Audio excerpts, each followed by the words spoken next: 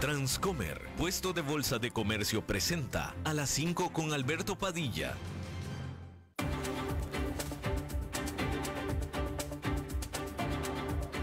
Inicia a las 5 con Alberto Padilla. Un programa diseñado con el objetivo de llevarte diariamente un tema de actualidad, acompañado siempre de reconocidos editorialistas, de lunes a viernes a las 5 de la tarde por CRC 89.1 Radio. A las 5 con Alberto Padilla.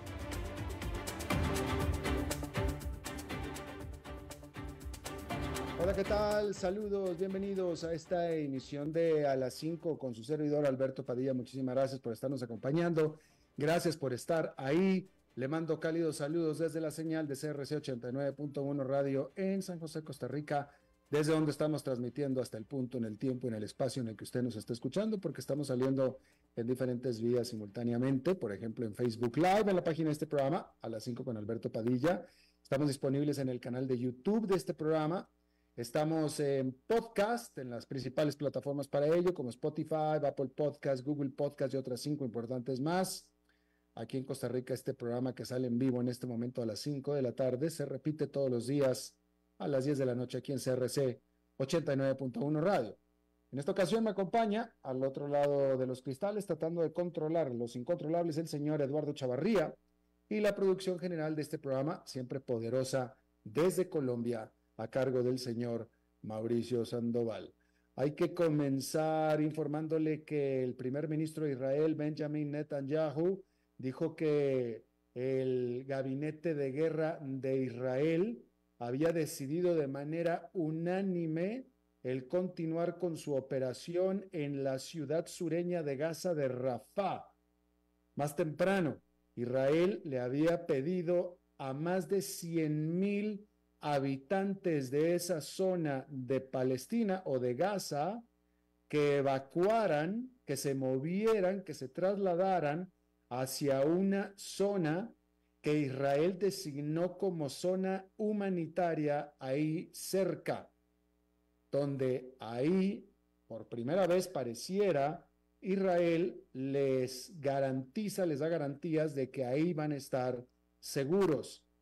Mientras tanto, Hamas, que es la órgano gobernante de Gaza,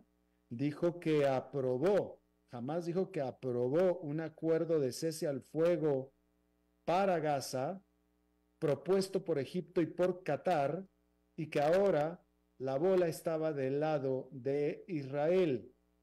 Digamos que dijeron que el balón estaba en la cancha de Israel. En un comunicado este lunes, el primer ministro de Israel, Benjamin Netanyahu, dijo que esta propuesta se alejaba muchísimo de alcanzar las demandas fundamentales de Israel, pero que sin embargo sus negociadores y las negociaciones continuarán.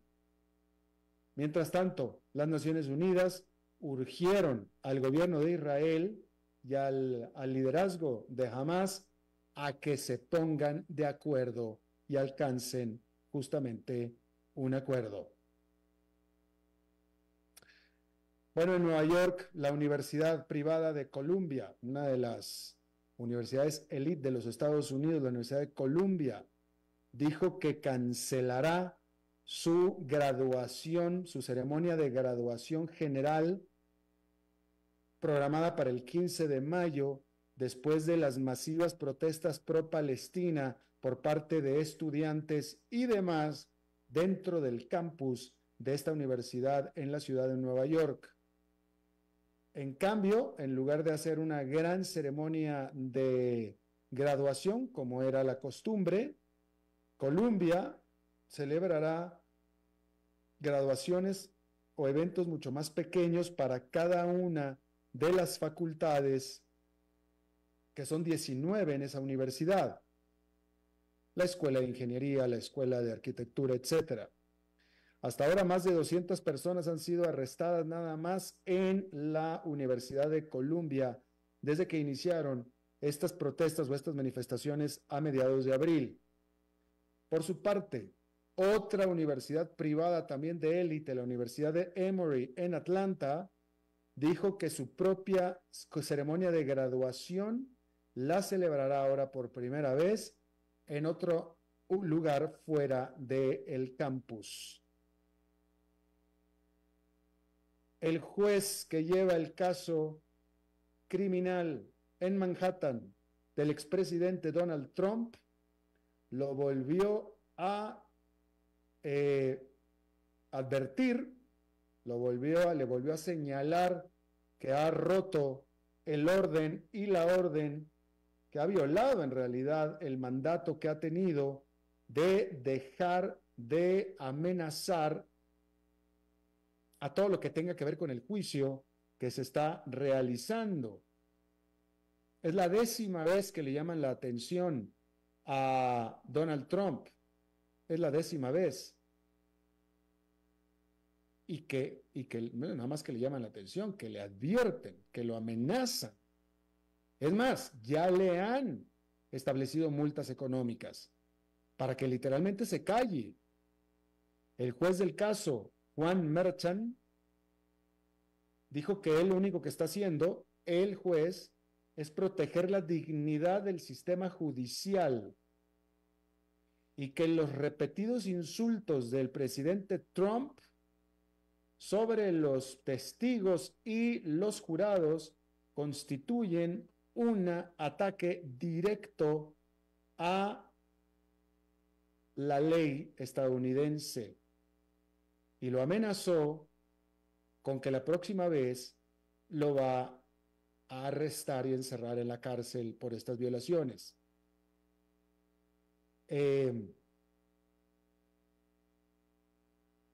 Claramente, claramente el juez está haciendo lo que tiene que hacer. Claramente el juez está haciendo lo que tiene que hacer. Pero en esa misma lid, y con las reglas del juego nuevo que Donald Trump está jugando, que es un juego nuevo que nada más él juega y nada más él sabe jugar, también Donald Trump está haciendo lo que tiene que hacer.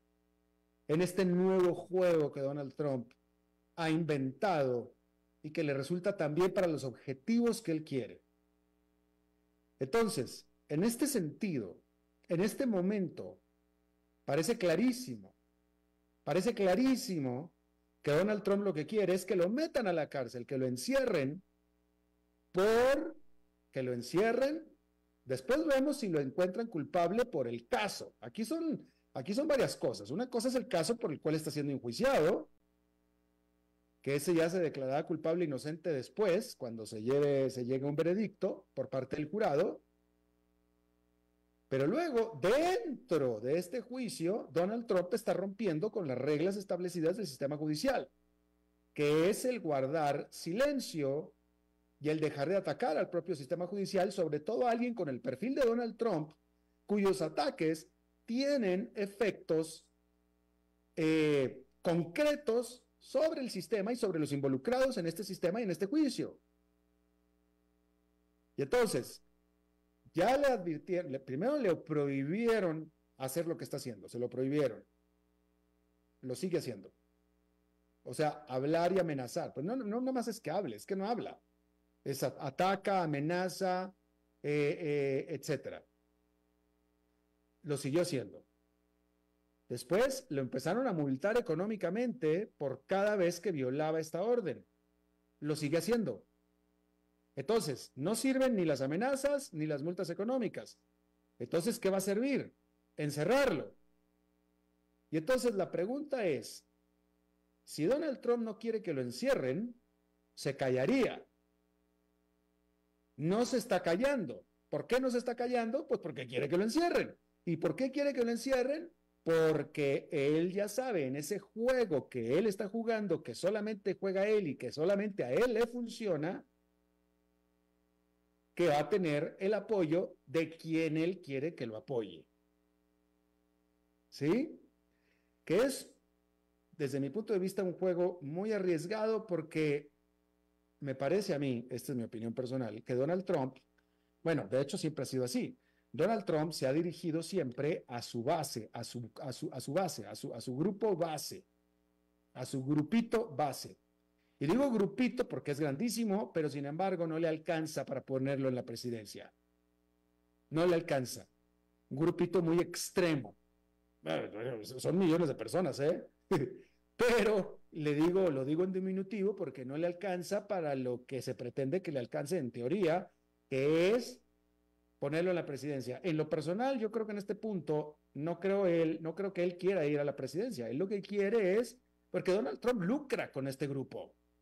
A él le vende libros, a él le vende conferencias, a él le vende todo, le dan donaciones, etcétera.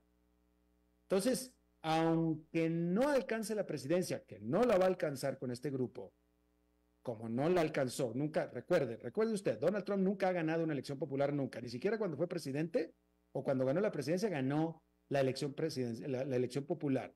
Donald Trump, Hillary Clinton sacó 6 millones de votos más.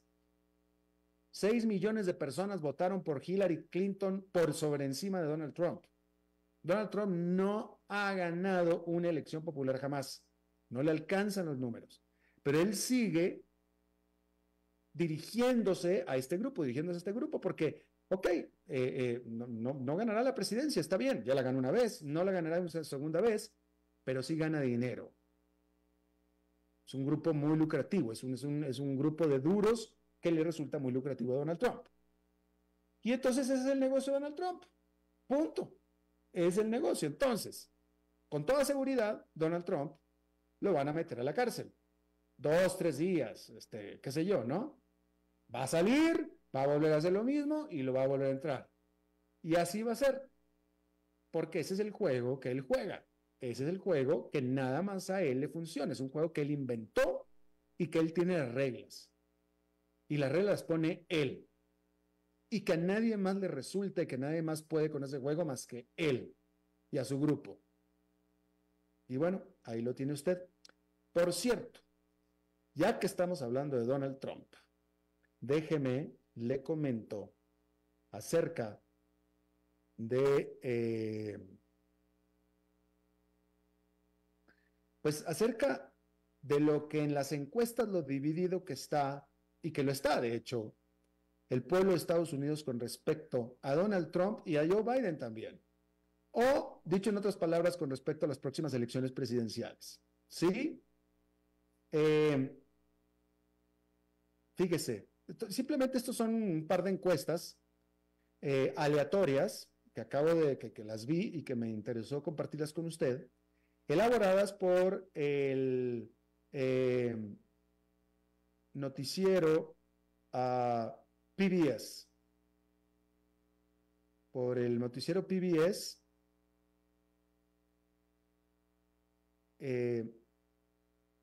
Y bueno, y una firma de encuestas, que es la encuesta Marist o Marista, encargada por PBS NewsHour y por NPR. ¿Sí? Entonces, simplemente preguntas aleatorias o preguntas random con respecto a Donald Trump y Joe Biden. ¿Sí? Fíjese, de la gente que dice que va a votar, al margen de por quien sea que va a votar, de la gente que dice que va a votar en noviembre en las elecciones presidenciales, la pregunta les hicieron, ¿qué opinan sobre la veracidad de las cosas que dice Donald Trump? ¿Tú vas a votar? Sí. ¿Por quién? No me digas. ¿Lo que dice Donald Trump es en su mayoría cierto o en su mayoría no cierto? El 31% de los que van a votar piensa que lo que dice Donald Trump es en su mayoría cierto, el 31%. El 34% piensa que es en su mayoría falso.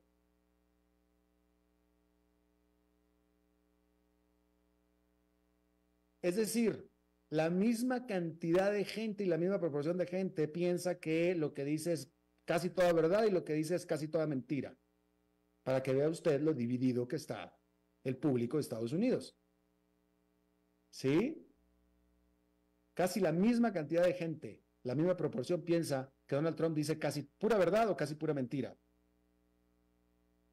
Otra pregunta que le hicieron también a los que van a votar.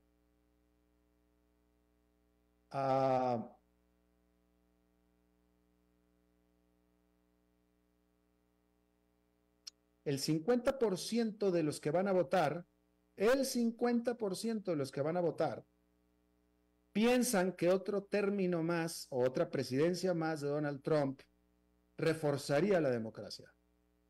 El 50% piensa que otro término de Donald Trump reforzaría la democracia en este momento, por sobre todo lo que le está pasando a Donald Trump, por sobre cualquier crimen que haya cometido, por sobre sus alegatos de que la presidencia se la robaron y etcétera. ¿Sí? Y esto ya es comentario mío, esto es comentario mío, el 50%, o sea, si el 50% de los que van a votar piensa que una presidencia más de Donald Trump reforzaría la democracia, en lo personal deduzco que ese 50% piensa que efectivamente le robaron la elección a Donald Trump. Esa es mi conclusión personal. No sé si ustedes la comparten. Cosa que es muy triste porque no hay absolutamente ninguna prueba. Y si no hay absolutamente ninguna prueba, que no la hay, porque vamos a establecer una cosa. No hay pruebas, ¿ok? O sea, eso está fuera de toda discusión. No hay pruebas. Ahora, usted puede creer lo que usted quiera. Y por lo visto eso es lo que los americanos están haciendo, creer lo que ellos quieren creer, pero como un acto de fe, porque no hay pruebas. Este asunto es como la Biblia, señores. ¿Sí? Deciden creerla como un acto de fe, es como la religión. No tenemos pruebas, pero como lo dice Cristo, lo creemos, literalmente, discúlpeme, ¿no? Pero es básicamente lo mismo, discúlpeme el paralelismo, pero es básicamente lo mismo, es algo que se decide creer, es un acto de fe, casi voy a decir que es un don de fe. La fe es un don, acuérdense ustedes. Pero en el caso de la política es una tristeza, porque no hay pruebas, pero sin embargo lo creen, ¿sí? Pero bueno, lo mismo lo creían hace 4 años y Trump perdió. Y por eso es que creo yo que Trump va a perder, ¿sí? Ahora, 40, para que vea usted lo dividido que está el pueblo de Estados Unidos, ¿sí? 46%, o sea, prácticamente la mitad. 46% de los estadounidenses piensa que una segunda presidencia de Joe Biden debilitaría a la democracia de Estados Unidos. Mientras que un 48% piensa que una segunda presidencia de Donald Trump debilitaría la democracia. Al principio estábamos hablando de fortalecer, ahora estamos hablando de debilitar. Pero los porcentajes son los mismos. Los porcentajes son los mismos en todos los casos. Lo mismo piensa la gente tanto de Donald Trump como de Joe Biden. ¿Sí? Lo que habla también del poder de Donald Trump y de la debilidad de Joe Biden. Pues Joe Biden tiene de su lado la verdad, con pruebas. Donald Trump no. Donald Trump tiene la mentira y también la justicia. O sea, es decir, los crímenes, porque, vaya, como yo se lo he dicho siempre, a Donald Trump no le inventaron los crímenes. Y si se los inventaron, saldrá inocente. Si se los inventaron, saldrá inocente, porque acuérdese que por más que le inventen a uno un crimen, se lo tienen que comprobar más allá de toda duda razonable. No le pueden a uno inventar un crimen y probarlo. Pues no se puede. No en el sistema de Estados Unidos, ¿va? No en el sistema de Estados Unidos. En cualquier país bananero, bueno, a lo mejor ahí sí, pero no en el sistema de Estados Unidos. Te podrán acusar con una mentira, pero después tienes que probar la mentira. Y una mentira no se puede probar. Hay muchos errores, claro, pero acá estamos hablando de Donald Trump, que por cierto, está siendo defendido con la mejor defensa posible que la plata puede comprar. Así es que por esa parte tampoco nos preocupemos, ¿sí? No hay persona mejor defendida en la historia de la justicia de Estados Unidos que Donald Trump, se lo puedo asegurar. Muy probablemente tampoco pudiera ser que muy probablemente tampoco haya una persona más injustamente acusada por la historia de la justicia de Estados Unidos. Puede ser, ¿eh? Le concedo eso a quien lo diga, se lo concedo. Pero lo que sí es cierto es que Donald Trump, fuera de O.J. Simpson, y mire que O.J. Simpson salió libre, contó y que sí lo hizo y salió libre, pero después de O.J. Simpson, o incluso más que O.J. Simpson, si hay alguien mejor defendido, es Donald Trump. Así es que no se preocupe.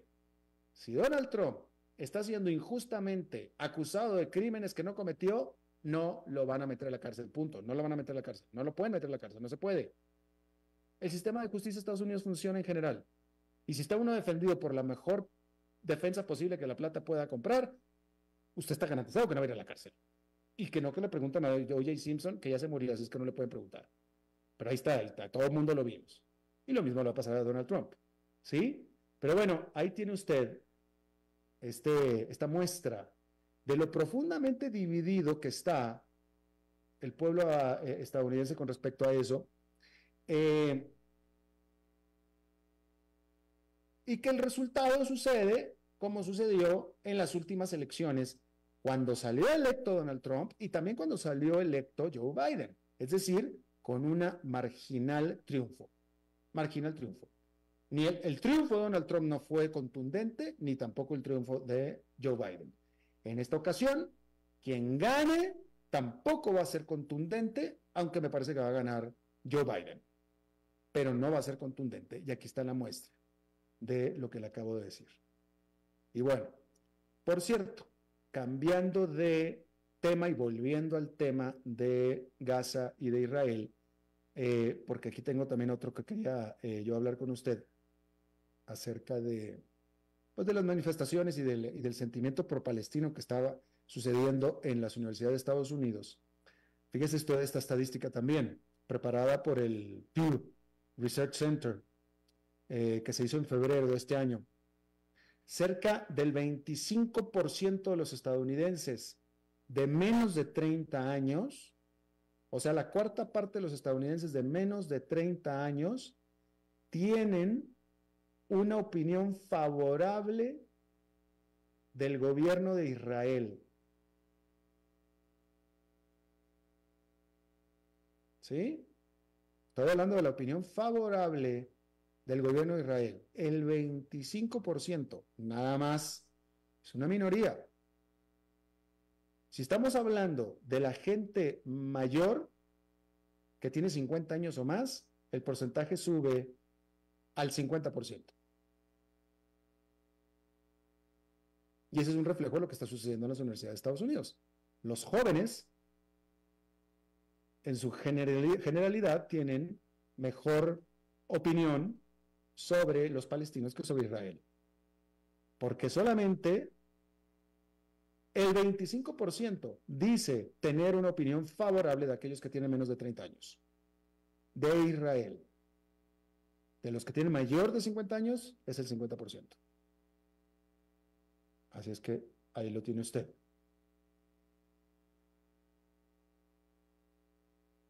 Bien. Hablando sobre más de las noticias de este día, hay que decirle que el presidente de China, Xi Jinping, pisó suelo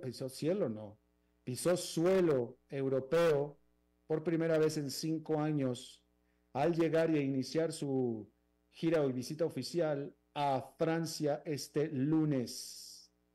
De Francia, después de 2 días, viajará a Serbia y después a Hungría.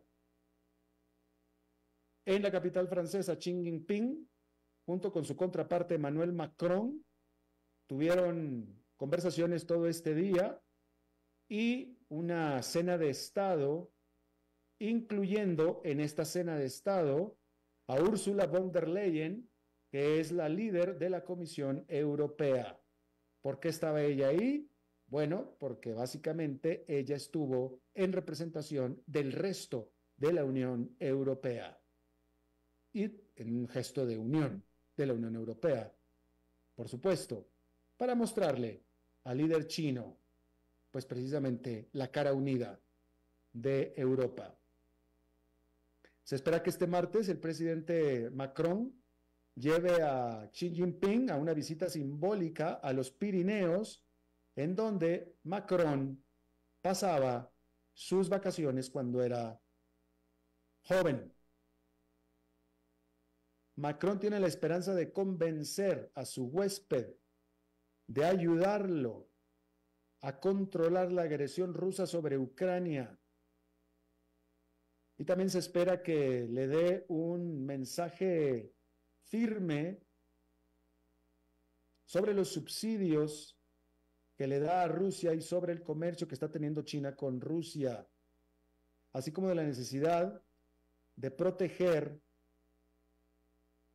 la seguridad estratégica de Europa y también a los productores europeos, porque específicamente en el caso de los productores de automóviles franceses, específicamente los franceses, quieren mejores defensas, mejores protecciones en contra del influjo de los vehículos eléctricos chinos, que son muy económicos, cosa que era de esperarse, pero más notablemente y sorpresivamente de muy buena calidad.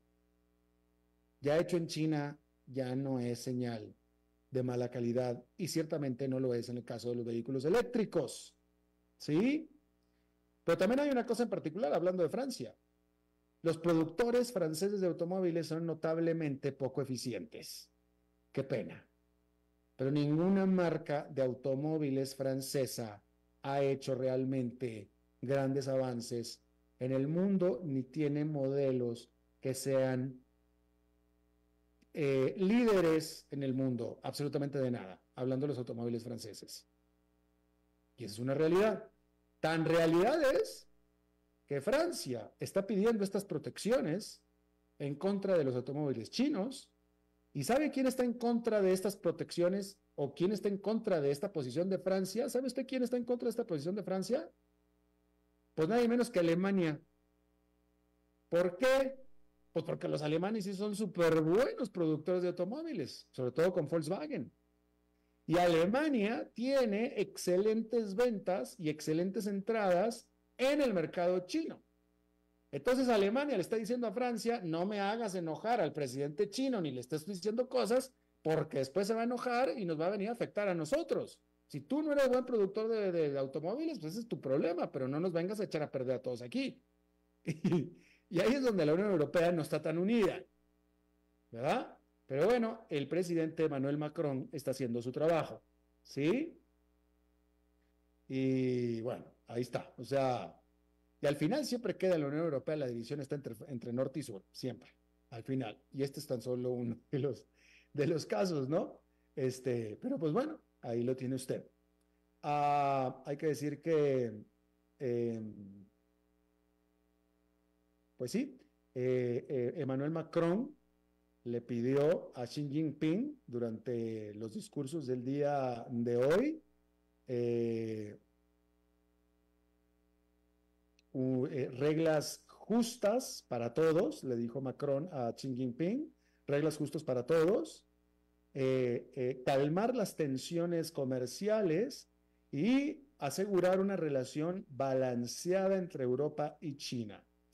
Al respecto, Xi Jinping dijo por su parte que la relación entre China y Francia era un modelo para la comunidad internacional. Ahí lo tiene usted. Bueno, pues ahí está eso. Por cierto, ya que estamos hablando de la Unión Europea, hay que decir que esta propuso la presentación, la introducción de nuevas sanciones ahora en contra del muy lucrativo mercado de gas natural licuado de Rusia. El comisionado para la energía de la Unión Europea, Kadri Simpson, dijo que el bloque limitaría el acceso del gas natural licuado ruso a las terminales energéticas europeas. El medio político de Europa reporta que en este paquete de sanciones, que sería parte del paquete número 14 que presenta la Unión Europea desde que Rusia invadió a Ucrania, pudiera afectar a prácticamente el 25% de los ingresos que recibe Rusia por parte de gas licuado. Por cierto, hay que decir que Vladimir Putin ordenó al ejército ruso el comenzar una serie de ejercicios militares involucrando armamento nuclear táctico. El Ministerio de Defensa de Rusia dijo que estos ensayos, a los cuales también se involucrará a la Fuerza Aérea y a la Marina, se organizaron como respuesta a las declaraciones provocadoras y amenazas de ciertos oficiales occidentales, dijeron.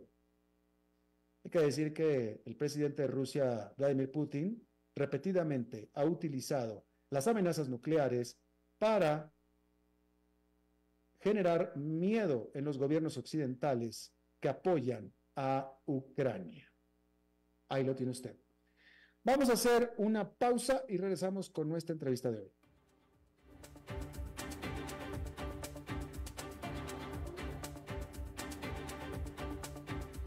A las 5 con Alberto Padilla, por CRC 89.1 Radio. Tenés todas las de ganar con Transcomer, puesto de bolsa de comercio. Empezá a invertir en el pitazo inicial y participá por uno de los 2 bonos de 50,000 millas, Life Miles. Ingresá a transcomer.com/inclinadamillas y llená el formulario. Tenés todas las de ganar. Life Miles y Transcomer, puesto de bolsa de comercio. Una alianza para ganar.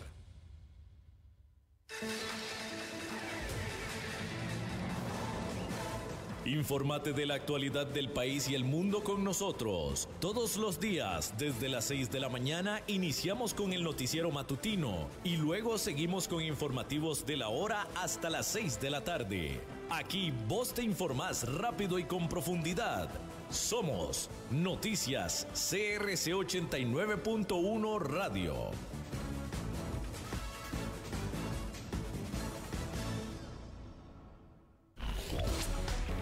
Deportes, cultura y noticias.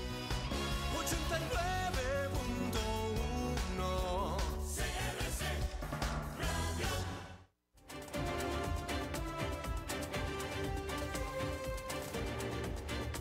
Seguimos escuchando a las 5 con Alberto Padilla.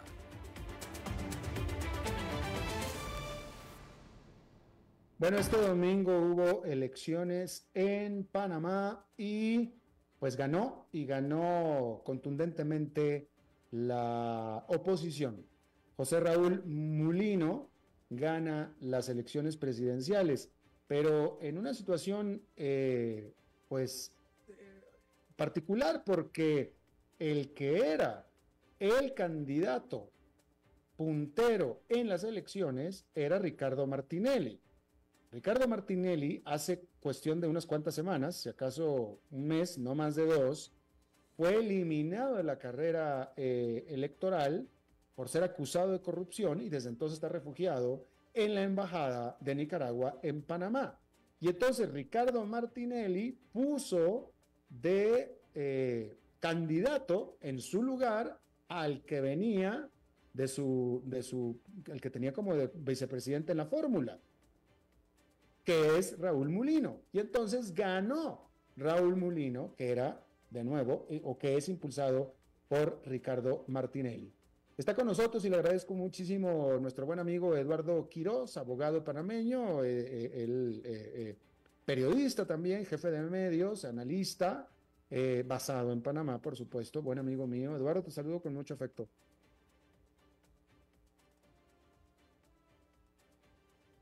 Yo no estoy escuchando a Eduardo.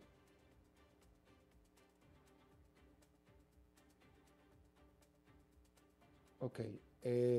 Control, ¿me pueden decir si tenemos a Eduardo o no? No, señor, yo le aviso, don Alberto, yo le aviso. A ver, ¿qué me están diciendo? Apenas lo tenga, le aviso. Ah, no está Eduardo. No, señor. Ok.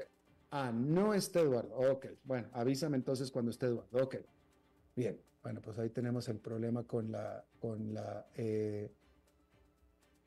bueno, en fin. Ok, entonces no está Eduardo. Bueno, pues entonces ahí está la situación esta. La situación en Panamá es esa, que gana Mulino, quien Mulino era el candidato a vicepresidente que tenía Ricardo Martinelli. ¿Sí? Y entonces sale de la jugada Ricardo Martinelli, empujado por el sistema judicial, bueno, ese es otro tema para otra entrevista, que ya la hemos tenido, por cierto, y deja entonces en su lugar de candidato a Mulino, que Mulino, pues en realidad él no estaba, a él le cae la candidatura en las manos, y es quien queda de candidato, y resulta que es quien gana las elecciones, y las gana contundentemente. Y de aquí era donde yo quería retomar para explorar estos temas con nuestro invitado de hoy, pero por alguna razón Eduardo no está todavía. Entonces esperemos que esté, A ver. Bien, bueno, pues entonces no está. Entonces vamos a tener que hablarle de otros temas. Mientras vemos si se conecta Eduardo. A ver, bueno, me dicen que ya está por conectarse, entonces vamos a esperarlo. Déjame ver si lo tengo yo aquí. Bueno. Bien, ok.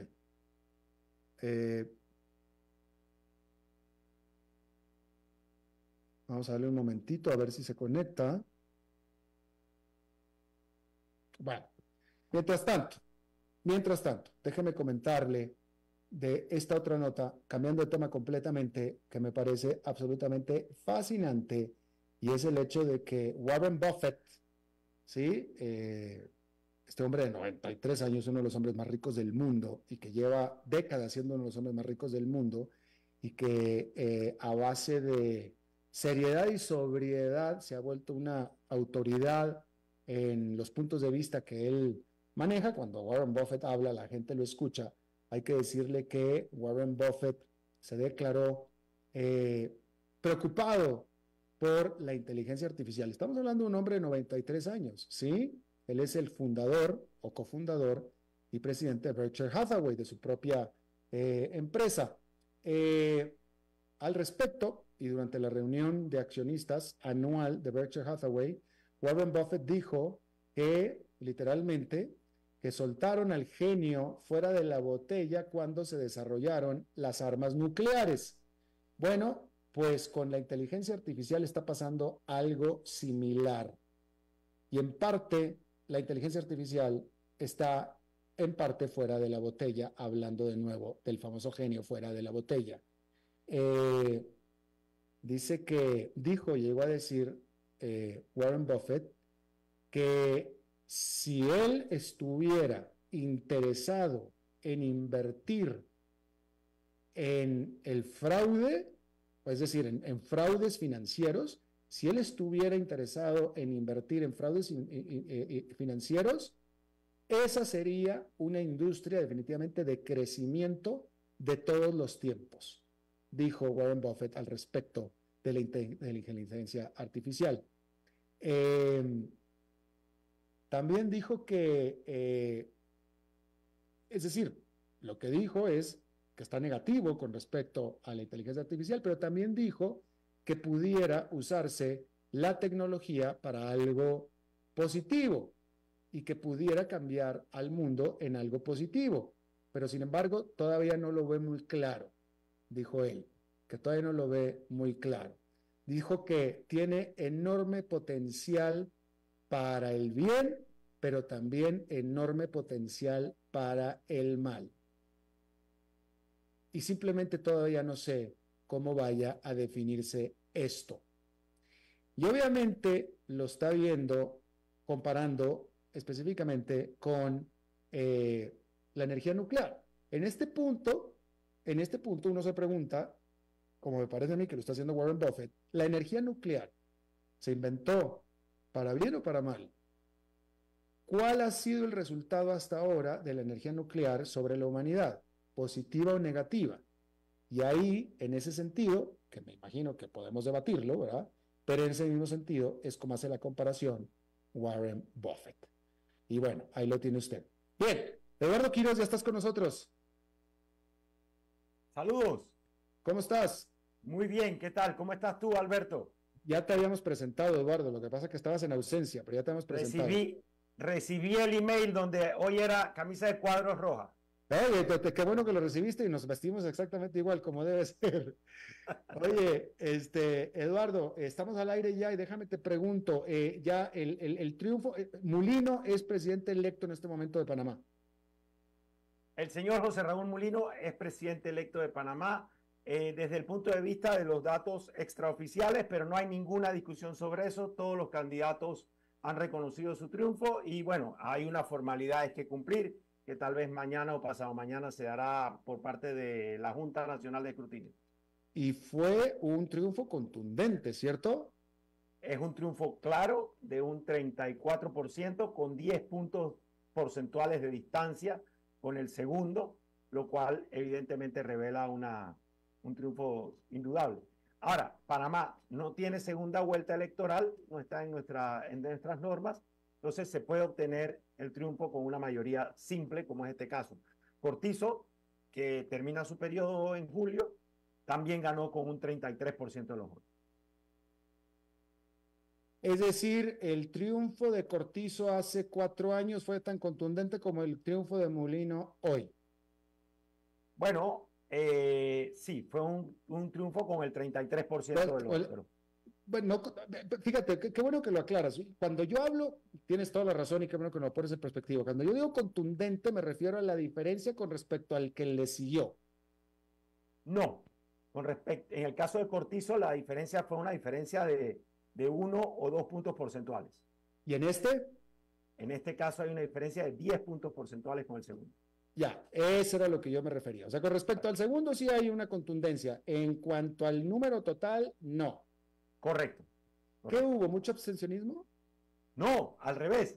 Panamá tiene en esta elección del día de ayer la participación más alta de todo el periodo democrático. O sea, de los últimos 34 años, después de terminar la dictadura de Noriega y la invasión y el inicio del proceso democrático en Panamá, esta es la elección con mayor participación. La media era 72% de participación, que ya es alto en Latinoamérica. En Panamá no hay voto obligatorio. Sin embargo, en esta elección fue 77, casi 78%.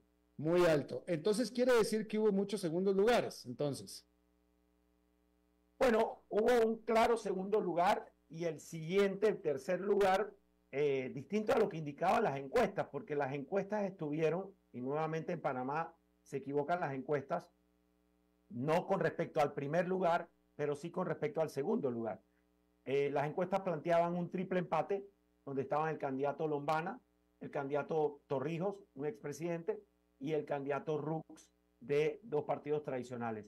Ese triple empate en el segundo lugar no se dio, y lo que hubo fue un claro segundo lugar por parte del candidato Lombana, y luego casi 10 puntos por debajo el expresidente Torrijos, y todavía más abajo el candidato Rux. Claro, pero si me dices que Mulino ganó con el 33%, entonces el otro 60 y tantos está entre todos los demás allá abajo. Sí, efectivamente. Ya. ¿Cómo queda el Congreso?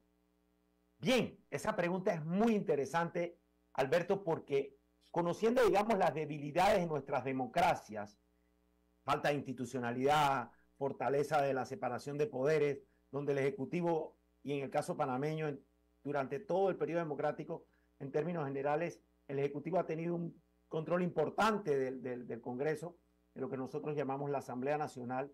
En esta elección, muy diferente. El voto electoral fue sustancialmente diferente.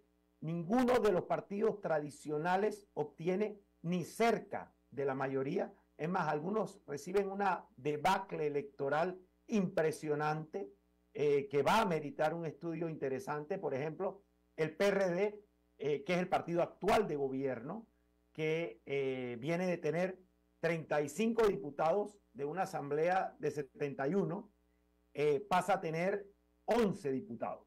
O sea, es un real descalabro.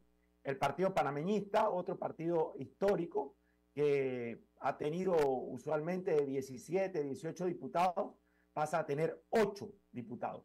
Y surge una fuerza, un movimiento independiente llamado Vamos, de un grupo de jóvenes fundamentalmente, donde están 2 diputados que obtuvieron su curul para este periodo que termina como independientes y que crean este grupo Vamos, primerizo en los procesos electorales y obtiene una bancada de cerca de 18, o todavía se están contando votos, probablemente 19 diputados independientes del grupo Vamos, que ciertamente no obtiene todavía la mayoría en la asamblea, pero que es la más grande minoría de las que en una asamblea bastante atomizada vamos a tener.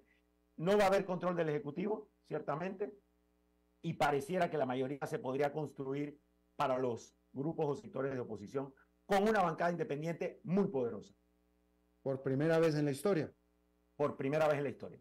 El partido de gobierno, el partido de Cortizo, sufre una derrota electoral que yo he publicado. Es la más grande derrota electoral que ha recibido un partido en gobierno en Latinoamérica, de manera histórica. Quedan en el 6º lugar, el candidato de gobierno, que es el vicepresidente de la República actual, queda en el 6º lugar y su participación es solamente del 5.2%. Con lo que me acabas de decir, déjame te pregunto esto. ¿Ganó Ricardo Martinelli o perdió Cortizo? Es decir, ¿la gente votó en contra de Cortizo o votó a favor de Ricardo Martinelli? Buena pregunta. Eres acucioso como siempre, porque lo llevas a uno a donde hay que meterle mucha cabeza al asunto. Digamos que ciertamente el desempeño de la gestión de Cortizo produjo un cambio fundamental en la política panameña. Destruye a su partido, que es el partido, he dicho, que siempre obtuvo más votos en todas las elecciones democráticas, gane o pierda la presidencia, siempre el partido con mayor votación, pasa a un 6º lugar deshonroso, pero además de eso, teniendo a su alfil principal, que era el vicepresidente de la República, como candidato. Entonces yo sí creo que hay un alto nivel de descontento con el gobierno actual. ¿Quién logró beneficiarse de ese descontento o ese deseo de cambio? Ciertamente Martinelli, que a pesar del rosario interminable de problemas que tiene con la justicia, tanto en Panamá como en Estados Unidos, en España, en Italia, en medio mundo, que vive ahora mismo en la Embajada de Nicaragua asilado porque tiene una orden de detención de 10 años de cárcel, lo logró representar ese deseo de cambio. Y por otro lado, la candidatura de Lombana de 25%, que también representó parte de ese cambio. Así que la respuesta sería sí, el descontento termina significando 60% del voto. Ya. ¿Cuál fue el principal error de Cortizo? ¿Dónde en mexicano diríamos la regó, en latinoamericano digamos la cagó? Bien, dicho por ti, diría yo que estuvo en el manejo que le dio a la pandemia. Hubo varios escándalos en los cuales estuvo vinculado el vicepresidente de la República. Entonces era un momento de alta sensibilidad social y enterarse que se estaban haciendo negocios indebidos en un periodo en el que había tanto sacrificio fue ciertamente un timbre que ya no se pudo quitar más. Ya. Ahora, Mulino, vaya, no se puede explicar el triunfo de Mulino sin Martinelli, ¿cierto? Absolutamente. ¿Cómo queda Martinelli? ¿Cómo queda Mulino? ¿Cómo será una presidencia de Mulino? ¿Cómo queda Martinelli con una presidencia de Mulino? Martinelli crea un partido propio porque él termina perdiendo en la cárcel su partido original, que era Cambio Democrático, pierde, hace un partido nuevo a su imagen y semejanza, el partido se llama RM, Ricardo Martinelli. Él le pone realizando metas, pero bueno, eso es un eufemismo. Y ya conoce al personaje, él sabe cómo en béisbol robarse la segunda base siempre, ¿no? él, él crea este partido y se postula como candidato a presidente, a sabiendas que estaba pendiente una decisión judicial que podía inhabilitarlo, pero lleva los términos al extremo y luego postula a su esposa como candidata a vicepresidenta, pensando que si él era inhabilitado, su esposa podía ser la candidata, a la usanza de lo que hemos visto en otros países de América Latina. Pero se crea una alta discusión sobre la constitucionalidad de esa postulación. Entonces termina renunciando la esposa y aparece este candidato como vicepresidente, José Raúl Mulino, hoy presidente electo de Panamá, quien había sido ministro de Martinelli, un ministro que no era de sus más cercanos, un hombre de carácter, que ciertamente no le había acompañado políticamente en los últimos años, pero que había estado preso, y muchos aducen que por razones políticas durante el gobierno de Juan Carlos Varela, el archienemigo de Martinelli, y entonces aparece así, casi que de la nada. Es más, él dice en una entrevista pública que él ya había decidido su retiro de la política cuando termina aceptando la vicepresidencia de Martinelli. Y luego pasa la inhabilitación de Martinelli y sube a ser candidato presidencial, quien era su candidato a vicepresidente. Presentan una demanda de inconstitucionalidad en la Corte, en la que decían, como no tiene candidato a vicepresidente y la Constitución señala que la nómina está compuesta por un presidente y un vicepresidente, no puede correr. La Corte termina decidiendo 3 días antes de la elección este proceso de constitucionalidad, diciendo sí puede correr, y Mulino llega el domingo casi que in extremis a ser candidato presidencial y ganar de la mano de Martinelli y del eslogan Mulino es Martinelli, Martinelli es Mulino. Ahora, es que mientras te escuchaba, estaba pensando en los paralelismos que existen entre Martinelli y Donald Trump. Pero fíjense, lo que pasa es que Panamá de repente es muy chiquita y se pasa por debajo del radar, pero o sea, aunque hay muchos paralelismos entre Martinelli y Donald Trump, quien primero aparece en escena es Martinelli. Trump es un seguidor de Martinelli, o sea, el que inventó todas estas cosas fue Martinelli en realidad. Pero déjame te digo una cosa, Martinelli está acusado, él se declara perseguido político, pero no nada más tiene problemas legales en Panamá, tú lo acabas de decir, él tiene problemas legales en España, tiene problemas legales en Estados Unidos, es decir, inocente no es. No hay la menor duda. Bueno, creo que no es timbre de orgullo de los panameños que Martinelli haya sido primero que Trump, pero buena acotación, porque sí, este personaje surge en el 2009, mucho antes de Trump, y de todo este esquema de un populismo llevado a tratar de darle una narrativa de aceptación al robó, pero hizo. A Martinelli se le reconoce por algunas obras de infraestructura relevantes. Ustedes todos que han visitado Panamá, pues ven que sí, hay un metro en la ciudad de Panamá importante que se ha convertido en un medio de transporte significativo para los panameños, pero todo el mundo sabe que hubo todo tipo de coimas, sobornos y demás en torno a ese proyecto. Entonces, la narrativa del robó pero hizo la encarna Martinelli al 100%. Y ahora es un poco como, sí, está condenado, pero puedo aceptar que su designado sea presidente porque al final va a haber chen en el bolsillo, o sea, plata en el bolsillo. Y con esos dos dinámicas termina ganando la elección con el 33% de los votos. ¿En qué crees tú que pueda cambiar sustantivamente la circunstancia de Ricardo Martinelli con el triunfo de su gallo Mulino? Bueno, la situación de Martinelli es una situación altamente compleja, jurídicamente hablando, porque en Panamá no existe tal cosa como un indulto. En Panamá existe la potestad del presidente de indultar delitos políticos, pero lo de Martinelli no es un delito político. Y luego existe la facultad de la Asamblea de emitir amnistías por delitos políticos. Pero ahora ya tenemos claro que en la Asamblea no hay una clara mayoría de Martinelli, así que esa página hay que cerrarla. La posibilidad sería que Mulino intentara hacer un indulto un poco al margen de lo que la Constitución plantea y que después se pelee su constitucionalidad en la Corte. Pero al mismo tiempo, para Martinelli es riesgoso porque la Corte ha ganado un espacio significativo de independencia y de respaldo popular a partir del reciente caso de la constitucionalidad del contrato minero, que bien recuerdas, en octubre del año pasado. Entonces, sería muy difícil para Martinelli intentar salir de la embajada de Nicaragua y pretender que la justicia no lo vaya a encarcelar.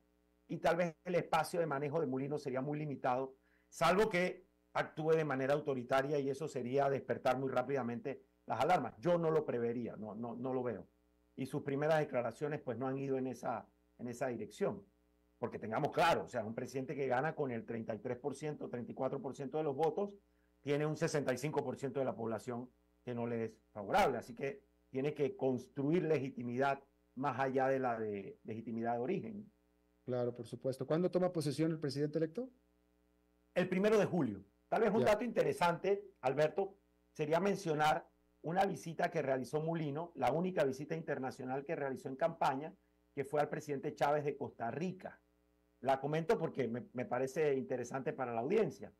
En medio del fragor de la batalla y cuando todavía estaba en discusión si podía ser candidato o iba a ser inhabilitado, Mulino aparece en San José, reunido con el presidente Rodrigo Chávez, en una fotografía de la que no hay mucha data, solamente el pie de foto. Mulino visita al presidente Chávez. En Panamá se tejen toda suerte de conjeturas, etcétera, etcétera, te podrás imaginar. Pero es un hecho relevante porque ciertamente las relaciones entre Panamá y Costa Rica, compartiendo esta frontera maravillosa que tenemos, son relevantes. Pero no se supo más de esta reunión. Más nada. Y sin embargo, Cortizo y el expresidente Alvarado de Costa Rica también eran muy cercanos, ¿no es cierto? Sí, la verdad es que sí, se había tejido una relación personal ahí interesante a propósito de la incorporación de Panamá y Costa Rica a este grupo de países democráticos junto con República Dominicana. Claro. Y bueno, por cierto, que ya, esto me abre a otro tema, pero esto es para otra entrevista porque ya se nos acabó el tiempo, pero esta posibilidad de, esta iniciativa también de Panamá de hacerse un hub de creación de microchips en lo que pudiera ser una sociedad conjunta entre Panamá y Costa Rica para la manufactura y desarrollo de chips, ¿no? Pero ya después hablamos de eso. No hay, pero si me dices, solamente permites un apuntamiento, no hay la menor duda de que las posibilidades son todas de poder hacer un joint venture Costa Rica-Panamá en ese tema. Sí, totalmente, absolutamente. Pero bueno, digo, porque es cierto, es que ya estamos desarrollando otro tema, pero hay un acercamiento muy interesante, con mucha potencialidad entre Panamá y Costa Rica, definitivamente. Mi querido Eduardo Quiroz, panameño, abogado, analista, ex aspirante presidencial también, ¿cómo no? Próximo, probablemente, ya hablaremos de la próxima. Te agradezco muchísimo, como siempre, tu buena disposición a hablar con nosotros. No, al revés, un abrazo grande y siempre es un gusto estar contigo. Gracias, igual. Bueno, eso es todo lo que tenemos por esta emisión de A las 5 con su servidor Alberto Padilla. Muchísimas gracias por habernos acompañado. Espero que termine su día en buena nota, en buen tono, y nosotros nos reencontramos en 23 horas. Que la pase muy bien.